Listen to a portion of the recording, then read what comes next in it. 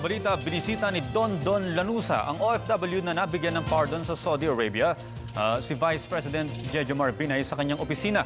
Abot-abot ang pasasalamat ng OFW sa tulong na ginawa ng Vice Presidente sa kanyang kaso. Para sa detalye, balitaan mo kami, Noel Perfecto.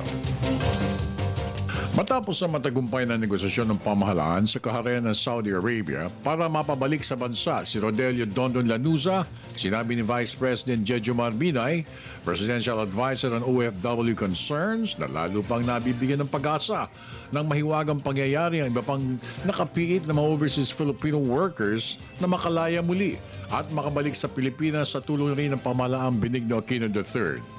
Hindi nagpapabaya ang gobyerno at ginagawa lahat ng pamahalaan ng mga pamamaraan upang maisaayos at maibalik lahat ng OFWs na kasalukulong sa mga piitan sa iba't ibang bayan.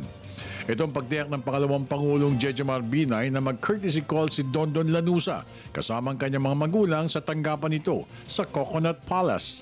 Pabiro pang sinabi ni Binay na mukhang nakarecover na si Lanuza dahil sa kanyang maayos na katatayuan at ang nakangiting pakikitungo nito sa mga mamamahayag. Muling pinasalamatan ni Vice President Binay ang Haring Abdullah ng Saudi Arabia sa tulong pinansyal na binigay nito para sa blood money na kinailangan para makalaya si Lanuza mula sa 13 taong pagkakapit nito sa Saudi Arabian jail sa kasong murder.